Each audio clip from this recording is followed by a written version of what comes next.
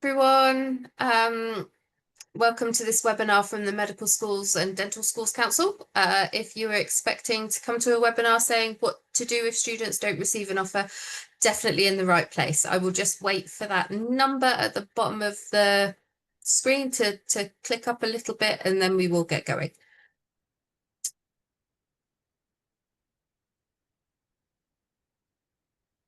Still a few people joining, so I'll just hold fire for a little bit until I see the little pause on that number, and then we'll get going.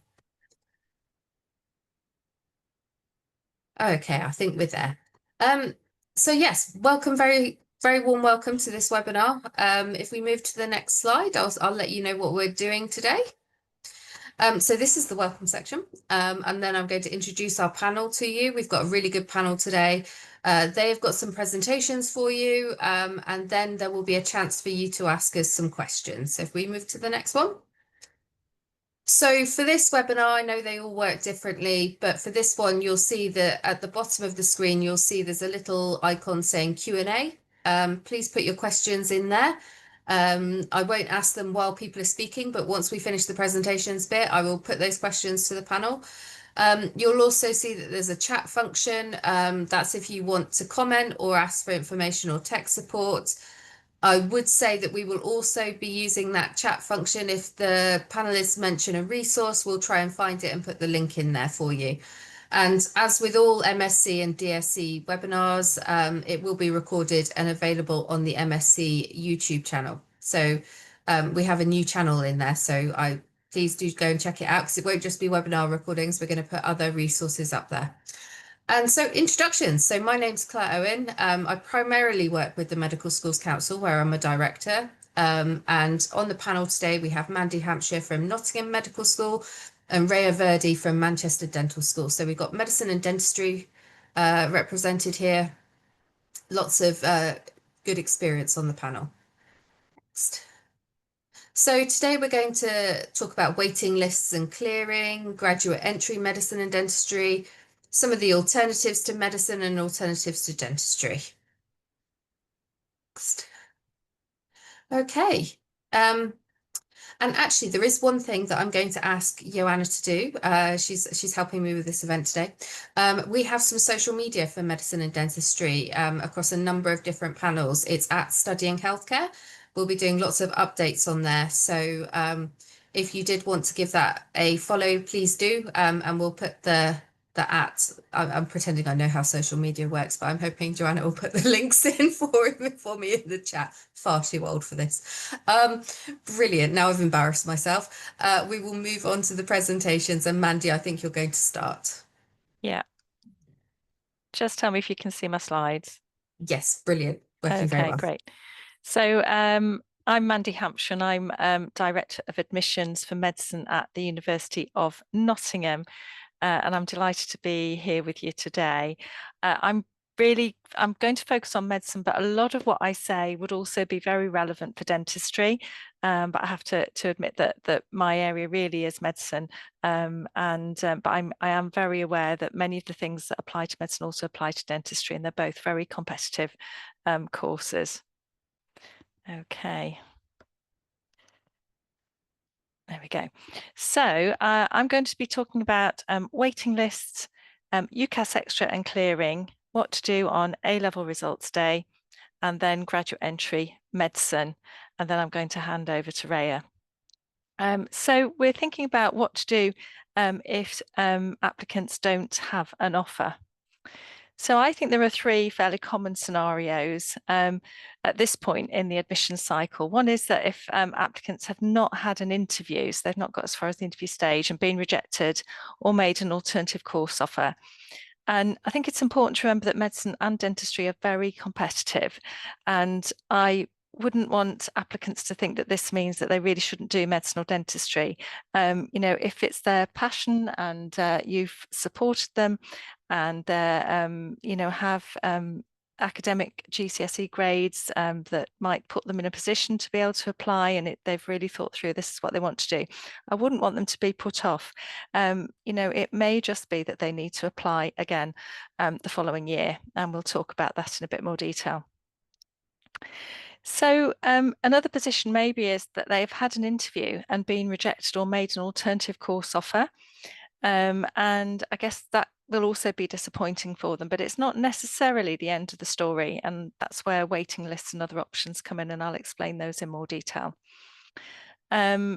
And then I think a third scenario is that they've had an interview and been made an offer, but then they don't get the grades on A-level results day and what to do next and how best to advise them. So I will talk about A-level results day as well. So waiting lists have a number of names. They're sometimes not an actual kind of list, an ordered list of names. They might be called a reserve list.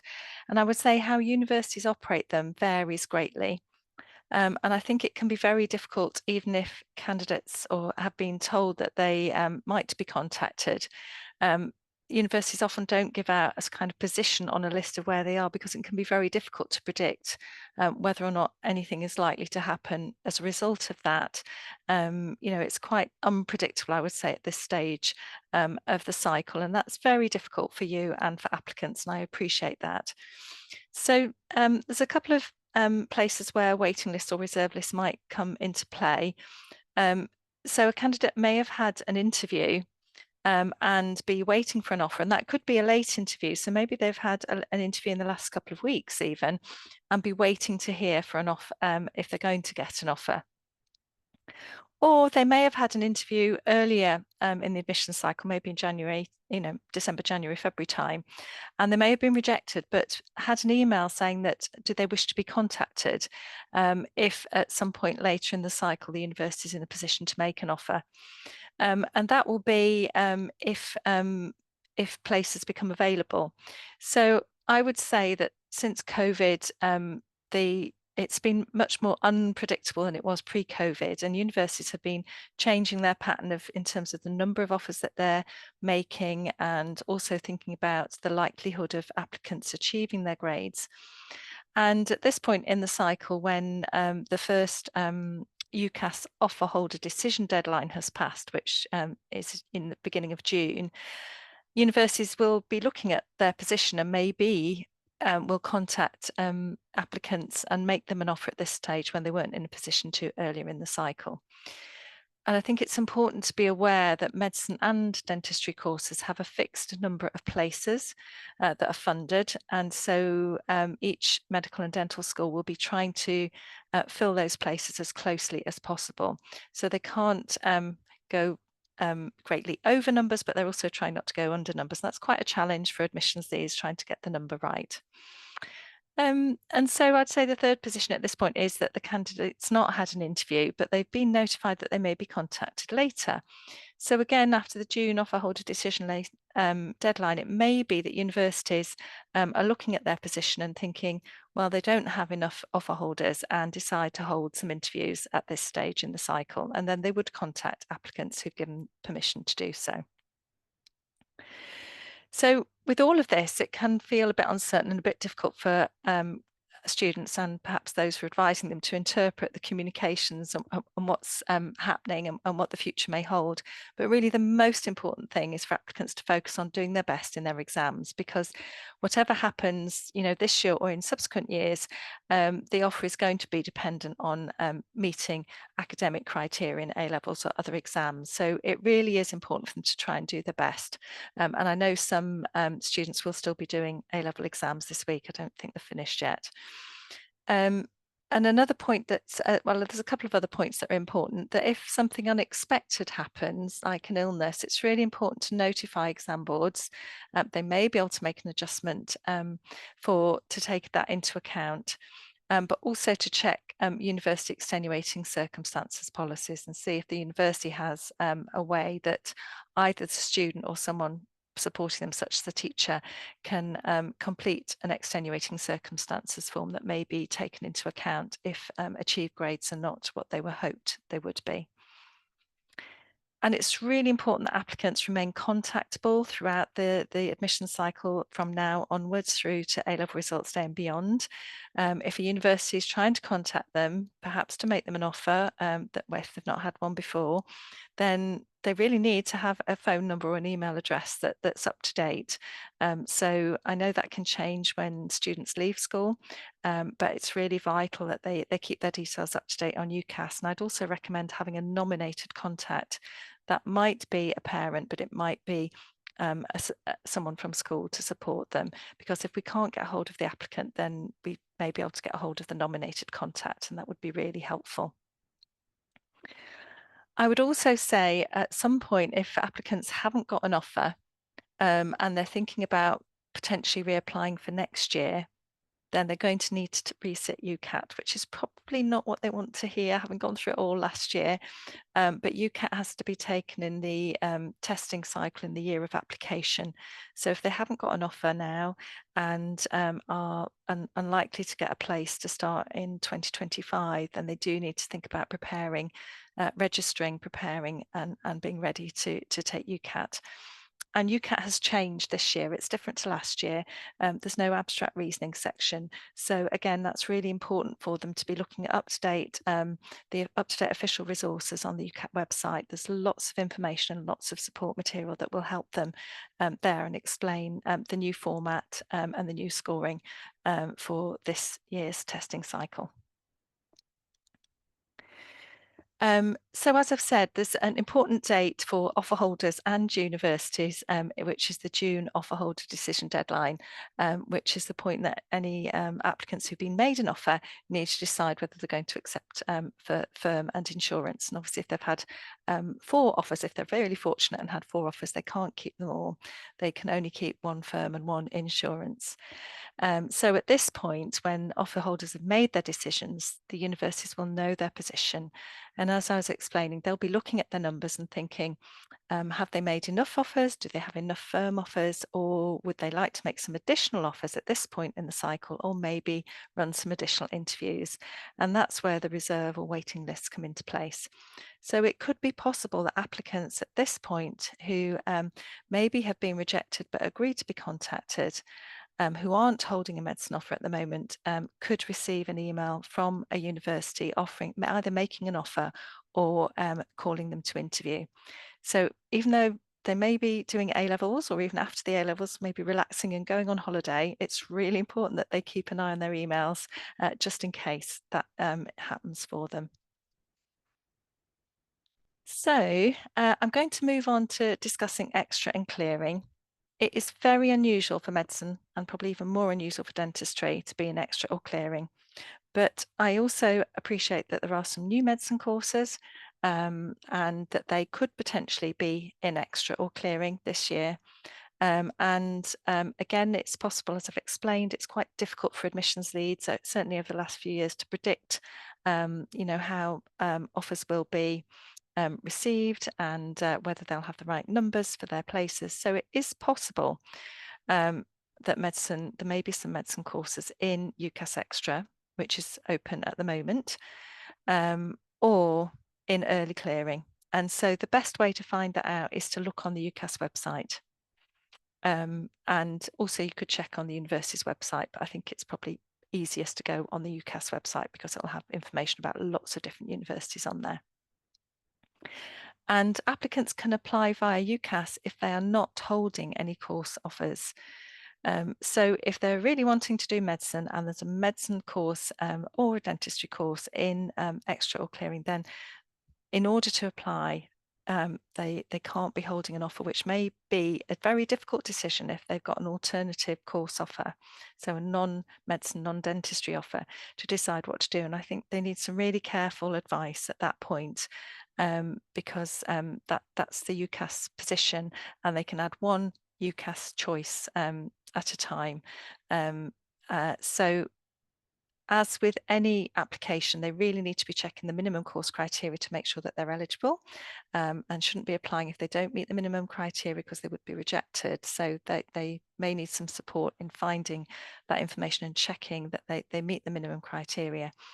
And then they will need to prepare for interview, because all medicine courses would want to interview, and hopefully you would be able to support them with that. So I'm going to move on to talk about A-level results day. And you, as teachers and careers advisors supporting applicants, will know that the offer decisions will be on UCAS, usually from about 8 o'clock in the morning. So students may receive their medicine offer, but that doesn't necessarily mean they've achieved their grades, because universities may decide to take them with what we call near miss grades, so maybe a dropped grade, but that decision should be on UCAS on A-level results morning. And if students haven't achieved the grades for their firm offer, then there may be an offer from their insurance university if they've achieved those grades. And again, that decision will be there. So if they do have an offer and it is for medicine or dentistry, obviously they'll be delighted and celebrating.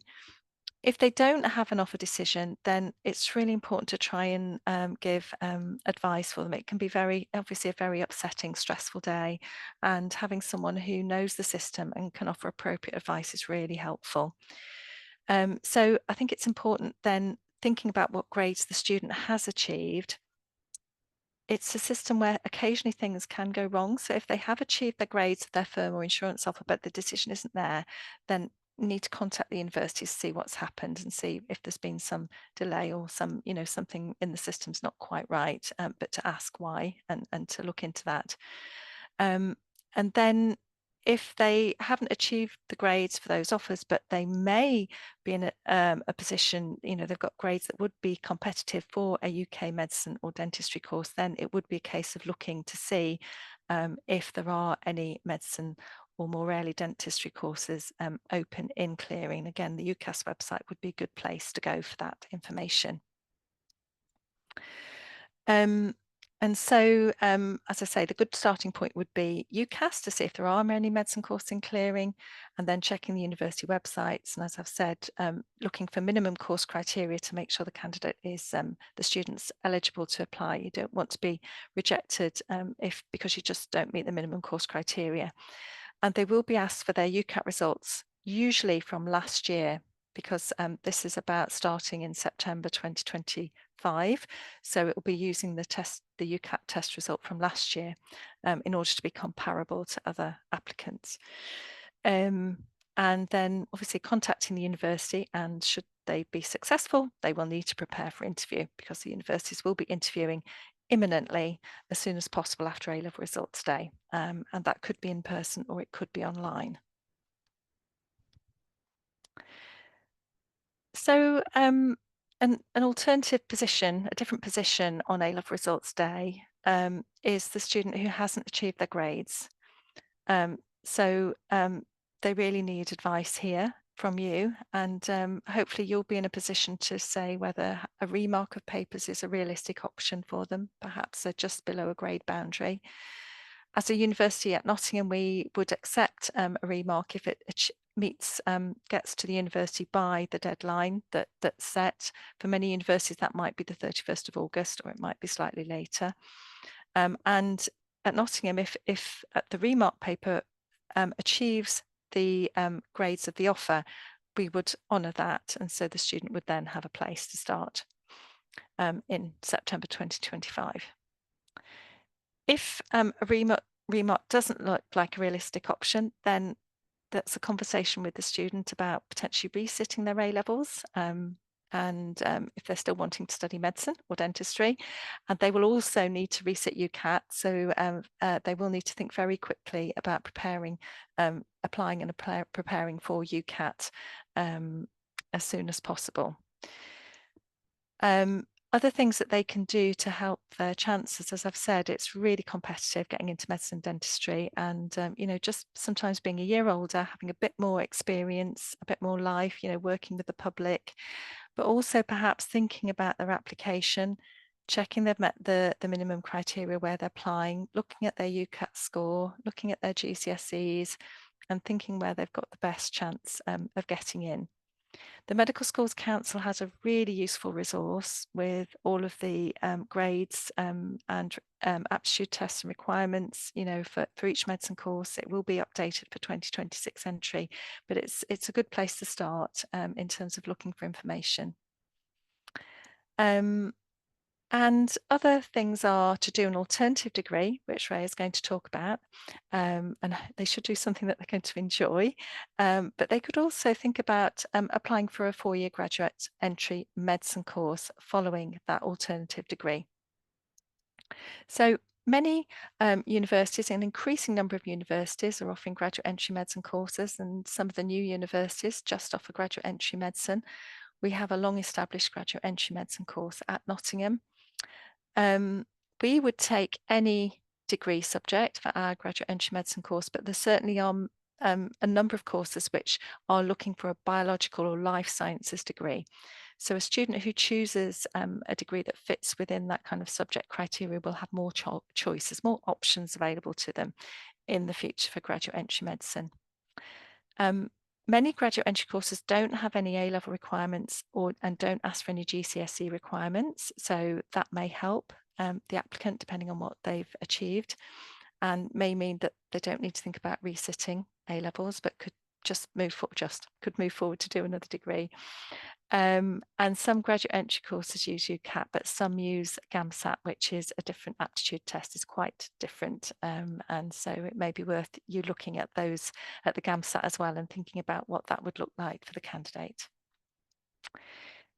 There are some biomedical science courses, and Raya may cover this as well, at some universities where a few candidates may be offered the option to transfer to medicine if they're successful at interview.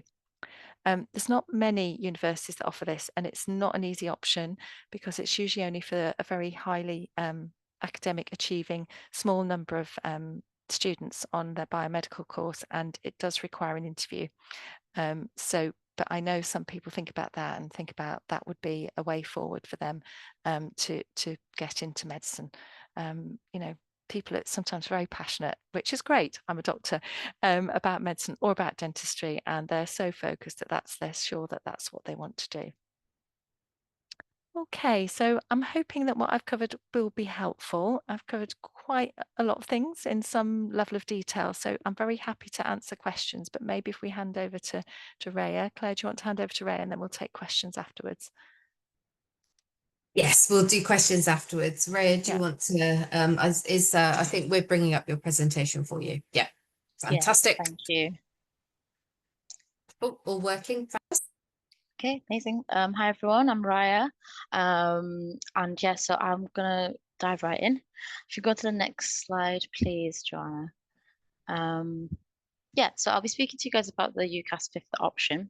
When it comes to an alternative course in medicine and dentistry, you can, as Mandy said, you can only apply to 4 medicine or dentistry schools in UCAS. So the fifth option, you can either be used or it can be like as an insurance choice or if you don't get in, unfortunately. But it also doesn't actually have to be used. You can just leave it blank. A lot of people think that you have to apply for 4 medicine or dentistry courses, or like you have to fill in all 4. That's not the case. You can apply for 3 and then apply for 2 alternative courses as well. The alternative course doesn't have to be science or medicine related. This is a place where you can, explore different options, see, what, if you want to potentially pursue another passion or another aspect that's related to medicine or dentistry. Yeah, so can we go to the next page, please? Thank you. So when thinking about the personal statement that you'll be applying, one thing that you need to be aware of and you need to ask is whether or not your alternative choice asks for a separate personal statement so that you can concentrate and just write the personal statement for medicine or dentistry, knowing that for your alternative option, you will write a separate statement.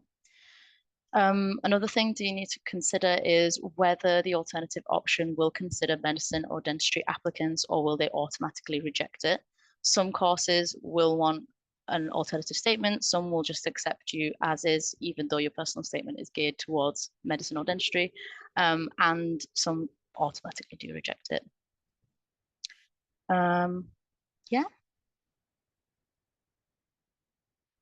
So when it comes to choosing between, like, how do you choose the alternative sciences? You do need to look at the entry requirements, the course structure, the specialisms, there's loads of different bits here, and I know we've not got a lot of time. So if you guys have any specific questions on this kind of thing, we can circle back to it. But basically, the length of study can vary. Biosciences typically offer a flexible undergraduate option. The course structures differ, so you can see if there will be an overlap with some of the medicine and dentistry course units. Maybe that might have you might have an interest there. Could we go to the next slide, please?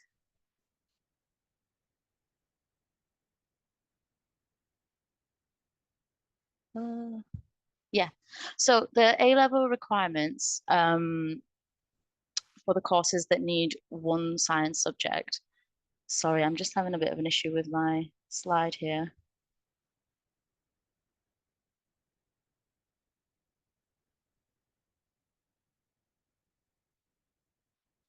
Okay, so yeah, so the A-level requirements here, the courses that need just one science subject are the ones you can see listed over there. And then the courses that need two science subjects, as you can see, the dentistry, medicine, pharmacy, and optometry. So when you're looking at your alternative courses, just kind of know what A levels you're already doing that you can apply for them. If we go on to the next slide, there's also another way to kind of help you decide with this is that there is a bursary. Oh, sorry, can we go to the next slide, please? Yeah, the NHS Learning Support Fund. So effectively, this is a bursary, not a loan. So students don't have to repay it back, but it doesn't apply to every single healthcare course. So this can help you decide on, this is going to be another deciding factor for what course you want to do. So the NHS Learning Support Fund is £5,000 per academic year, an extra £2,000 for parental support. Any travel and temporary accommodation can be covered as well as any training costs that you need to do. So the courses at Uni of Manchester that will support this are dental hygiene and therapy, midwifery, nursing, speech and language therapy, for example. Out of those ones on the post-it note, it is midwifery that will accept as an alternative. So yeah, it might be a little bit difficult if you're applying for like dentistry and you want to apply for dental hygiene and therapy as well. You won't be able to go into that one. But that is obviously just at Uni of Manchester. It might be different in other universities. We'll go to the next slide. The one after that, please. Sorry.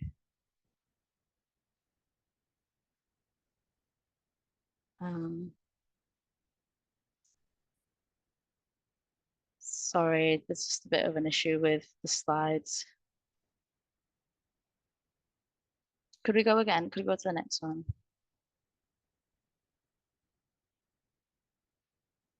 And again. I'm really sorry. I think Jose has sent in the wrong slides altogether, and these are just like the longer one. Okay, don't worry. Yeah. We'll keep going. Yes, please. I'm just like, oh, this is not the same. Yeah, if you could please keep going. This is the one. So if we just click on it, so the way to decide which courses you want to do, I'm a bit frazzled because I wasn't expecting them to be all wrong. Basically, looking at which courses you want to do in healthcare, you can decide based off of like the place of work, the type of patient, or the type of work you want to work that you will be doing.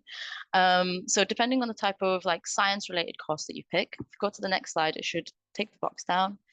Place of work can be that can be considered is whether you want to work in a hospital, in the community, the high street, for example, as a pharmacist, in schools, whether that's like in public health. If we go again, the next slide should take off that. So this is the type of patients you'll be working with. If you go for nursing, it'll be you can work with children, you can work with adults. Routine patients, those are like, again, and it could be nursing as well. And the next slide, please. The type of work that you might be doing. So whether that's going to be outreach, advice, research, make and build, diagnose and treat. Make and build is an interesting one. So an example of that can be dental technology, which is where you're actually making dentures and basically all of the functional materials in a lab. You won't necessarily be working with patients, but it is another aspect of dentistry. It's actually my background, so that's kind of what I did in Cardiff Uni. We don't provide it at Uni of Manchester, but it is another alternative that you can do. It's not an alternative you can apply for at the same time as your fifth option, unfortunately. But as you can see, there's lots of different roles in healthcare. So you can make your decision in that way. What kind of work do you want to do? Where do you want to work? It's not always just medicine or dentistry. There are other ways to kind of working in care. Could we go to the next slide, please? So these are the These are the courses that we have at Uni of Manchester that will reject the application, unfortunately. So an automatic rejection will come from the post-it note on the left. So dental hygiene therapy, nursing, optometry, pharmacy, psychology, speech and language therapy. Now, the reason for this is because there is a lot of people that do apply to these courses thinking that they want to go to the next one. And we do want students who do apply for these to stay in these, professions and not kind of want to jump across. The courses that will ask for as a separate statement are audiology and midwifery. And the public health with us, you don't really need to write another personal statement. They're okay with you applying for medicine and dentistry and getting a personal statement through to them with that. With our university, for our medicine course, we don't necessarily use the personal statement as the deciding factor in whether you're going to get an interview or not. So the personal statement there is usually more for maybe some questions asked at interview level. So when it comes to those courses that ask for a personal statement as well, and you want to apply and kind of not necessarily just be trying to broaden it out a bit, then there are some universities like ourselves who don't necessarily use the personal statement as a deciding part of the application. Again, you would have to check with the school where in your application that is the case, because it is different for each school. If you can just go to the next slide, I'm going to talk a little bit about biosciences, same as Mandy did. So with biosciences, what we mean by that, it's split into kind of two. We've got biological sciences and biomedical sciences, the coin with two sides. The difference between the two is that with biomedical sciences, it's mainly a focus on the human body, on the human life cycle, basically. So anything to do with the human system. And then biological sciences is a crossover of any living organisms. Now, these aren't as like a binary choice. There is a crossover here, but this can kind of help with students deciding what kind of thing they're interested in already, and can kind of give them a better idea of what they'd like to do in the future. If we go to the next slide, please. So yeah, I've not got this slide either, but as I said, it's a standard common 3 years, as with any other course, but you can extend it if you wanted to do a modern language, entrepreneurship, or a year in industry. So this will make it a 4-year course. Same as what Mandy said, we don't have a transfer to medicine with our biosciences courses, but we do have the option to apply for graduate entry medicine afterwards. If we just go to the next slide. And again. There we go. So with our biosciences, the entry levels, if you're doing 2 sciences, including biology, chemistry, physics, or maths, depending on whether you've been predicted, your predicted grades are 3 A's, then you'll get an offer of, or more, you'll get a minimum offer of 3 A's. If you've got predicted grades of AAB, then you'll get offered an AAB to get in. The reason for this is because, where we've got someone who has, if we just offer everyone an AAB, it just does come across as less competitive. So we're just trying to make sure that students really do want to do these courses. Yeah, with the 3 A's option, that's only if you've done 1 science from the biology, chemistry, physics, and maths, and then the other sort of courses that you're doing are geography, psychology, or environmental studies, or PE. In that case, it will be a 3A offer. If you can go to the next slide. So our policies here, again, this slide is a little bit old, but the biosciences policies are that you do need to provide an alternative personal statement. Currently, yeah, we will ask for an alternative personal statement. Other unis, again, like I said, they might have a transfer system. We don't. You can apply for graduate entry medicine afterwards. So with our graduate entry medicine, the difference between the medicine course and the GEM course is that the first 2 years of medicine are kind of bunched into one with the graduate entry one. And then the second and third and fourth year are the same as a normal 5-year course as well. So yeah, that was yeah, thank you very much. This is, if you want any more information, you can click on going through to BMH Choosing University, and we've got loads of resources there that'll give you a little bit more.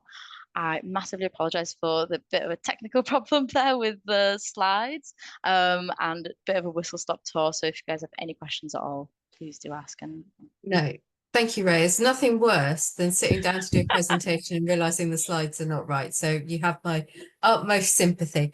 I yeah, just thank wanted you. to add something myself about transfer courses. I think it's really important to note that in some places, they won't guarantee the number of students able to transfer into medicine. So what is actually happening there is there may be places if people don't complete first year of medicine. So it will be a link in for those if they've got, because the numbers are so tightly controlled, it's a way of filling those numbers from if people drop out in the first year. So it is a risk, it's a calculated risk, because you have to, you know, at some years everybody will move from first year to second year of the medical degree course, and maybe there won't be any spaces left. So just to bear in mind that, you know, look at the policies for that course really carefully. Actually, I think to summarize everything that everyone said, look at the entry requirements really carefully. That's the key takeaway. So we've got some questions, which is really good. Mandy, I know that you have a foundation course. So if you don't get the grades, could you apply to foundation years? So many medical schools, in fact, I think at least half have a foundation year or gateway year. They usually require lower GCSEs and lower A-level grades. They would normally be for students who meet the university's contextual or widening participation criteria. So whether or not you could apply would depend on whether you met those criteria. So not only do you have to look at the standard entry, the normal entry requirements, but you also need to look at the university's contextual criteria. So for example, at Nottingham, it would be attending a state school and living in an area. There are many other things. You have to attend a state school. You have to be a UK home applicant, and then meet one of the other criteria, which, for example, might be living in an area that the government has said is somewhere that people are less likely to go to university. So we wouldn't allow applicants to apply for both our foundation year and our medicine course in the same year of entry at the beginning. So you can't kind of hope that you could use our 5-year course as your firm and then our 6-year course insurance. We don't allow for that. You can apply for one or the other. But if, yeah, and then it would depend on whether we wouldn't be expecting to be in clearing. So the option of not getting into our 5-year course and then applying to our foundation year in the same year wouldn't be an option, I don't think. But if it was the following year, you know, if applicants met our university contextual criteria, but they hadn't met the A-level grades, which say our contextual offer for our 5-year course would be the usual one is 2 A's and a B, but our offer for our 6-year foundation year course is 2 B's and a C with biology and chemistry. So if the applicant had met at least 2 B's and a C, said they got 3 B's with biology and chemistry, they don't meet our university's 5-year course, so they wouldn't be able to apply for the 5-year course the subsequent year. But if they met the university's contextual criteria, they could apply to our foundation year course. Does that help? Fantastic, thank you. Do you have a graduate entry course for dentistry at Manchester, Raya?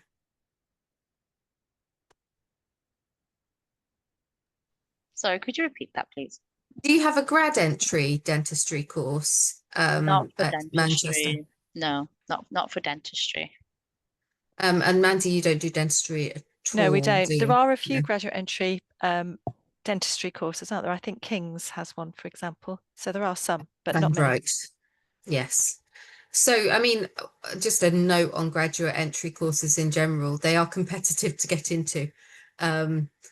that's not to say that they're unrealistic as an option at So all. Claire, we But would they, say our graduate entry course is no more competitive to get into than our 5-year course okay, or our foundation year. They're very similar at Nottingham. okay.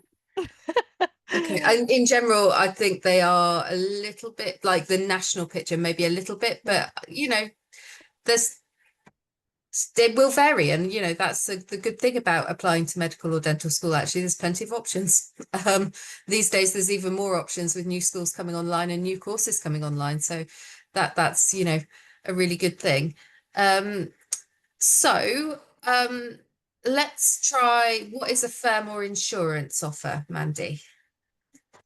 So if you have some applicants may be very fortunate to get more than one offer. They could get 4 offers for medicine or dentistry potentially, and then they would then have to decide to reject a couple of them because you're only allowed to keep 2 offers in the UCAS system.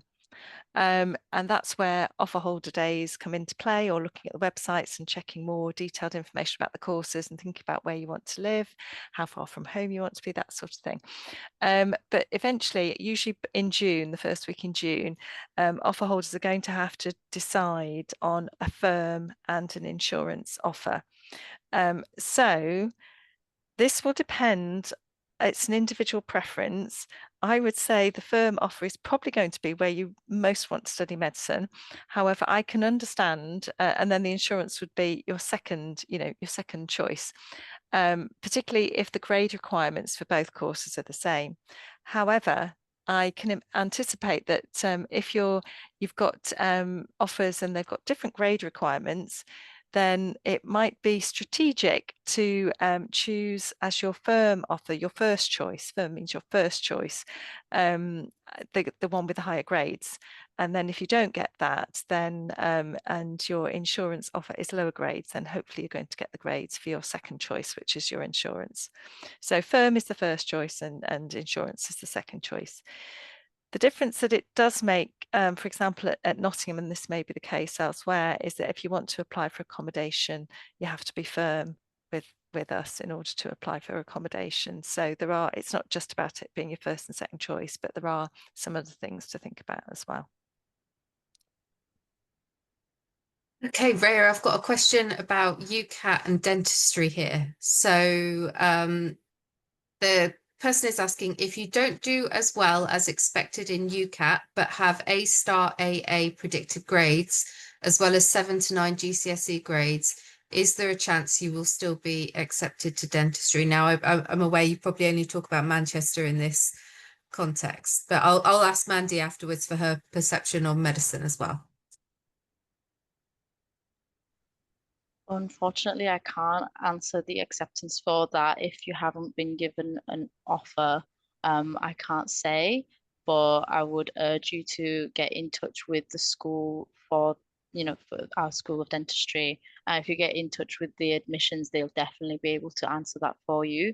Again, it's not something that myself from Yeah. the FBMH recruitment team could be able to answer, unfortunately. Yeah, I suspect it will come down to the variable use of UCAT across institutions and how it's used. And I think Mandy might be able to unpack that a bit because I know she's heavily involved with UCAT. So go on, Mandy, tell us. Okay, so I would say each medicine and dentistry course uses UCAT slightly differently.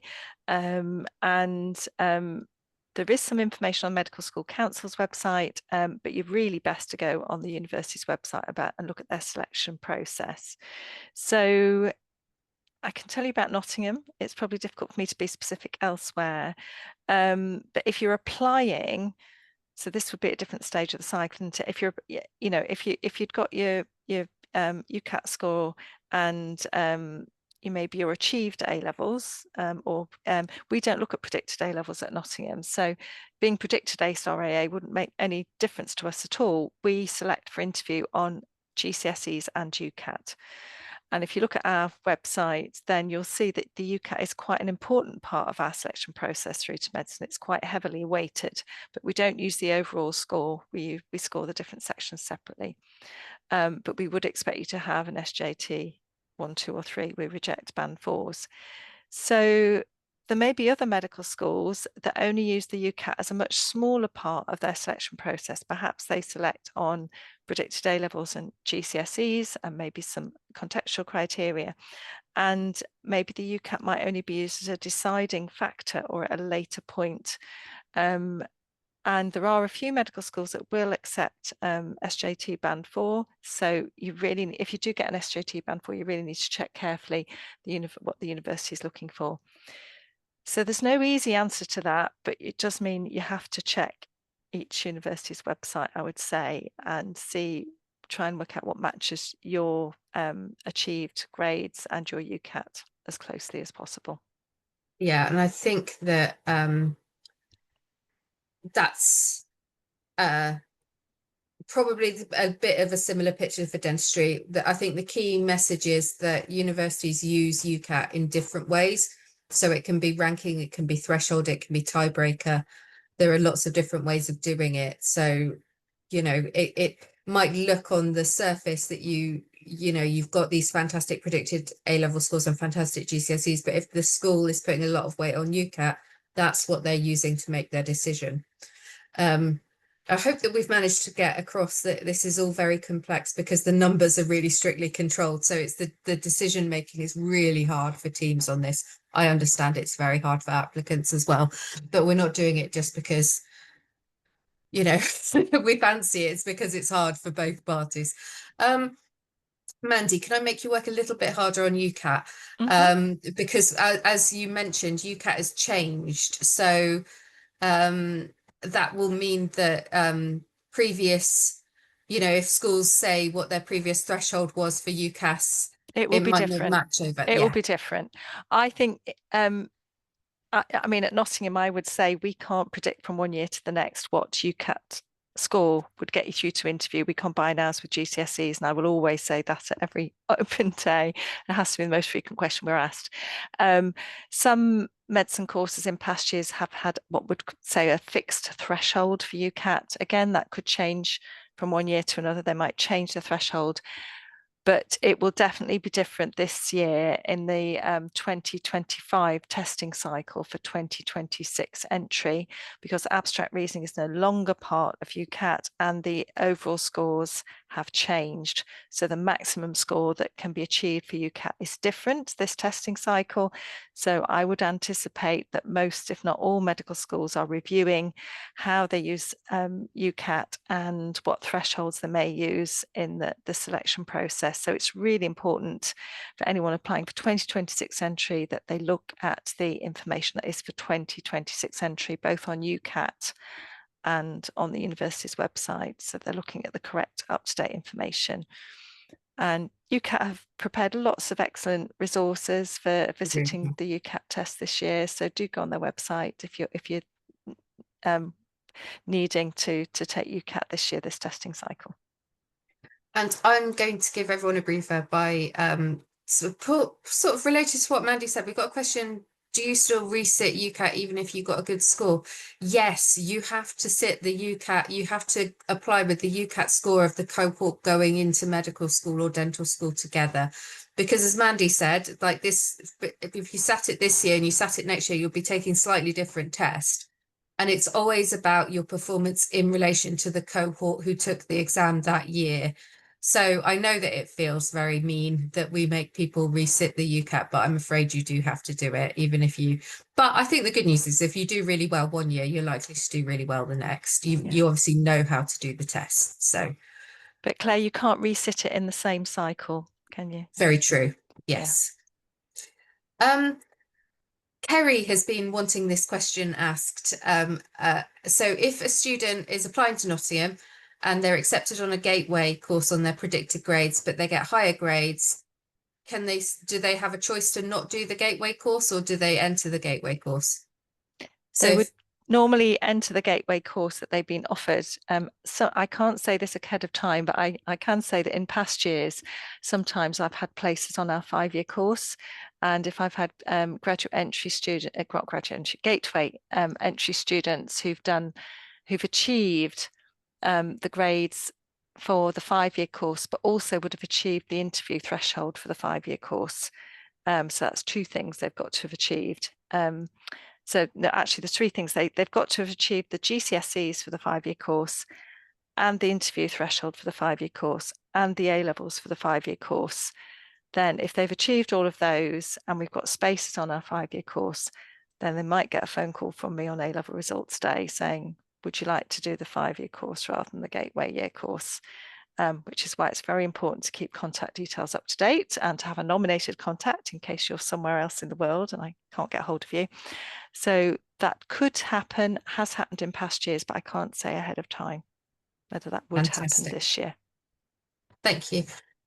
Raya, at Manchester, are the odds of getting an offer better if you apply with achieved A-level grades?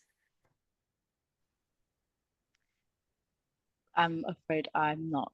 I couldn't say. Again, please, the best thing would be to email the admissions for dentistry on that.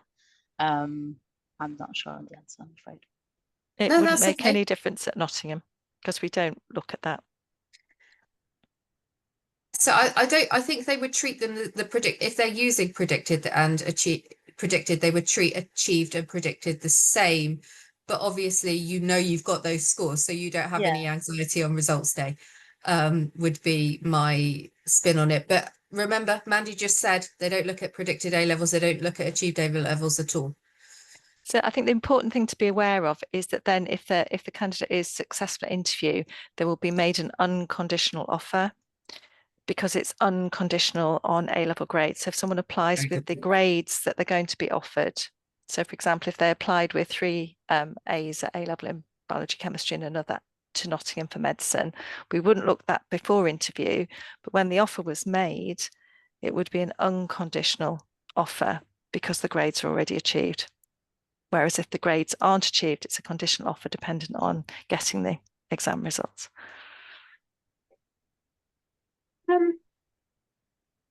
Mandy, you were at a school that puts quite a lot of emphasis on GCSE grades in that context. So do you need at least 7 GCSEs at grade 7 for your school? It varies depending on the 5-year and the 6-year course have different grade requirements, and we will accept 1 resit in biology, chemistry, maths or English if applicants don't meet the minimum requirements. So we have a minimum requirement, but then we score more in the selection process. So I really would advise people to look at the website for the detail.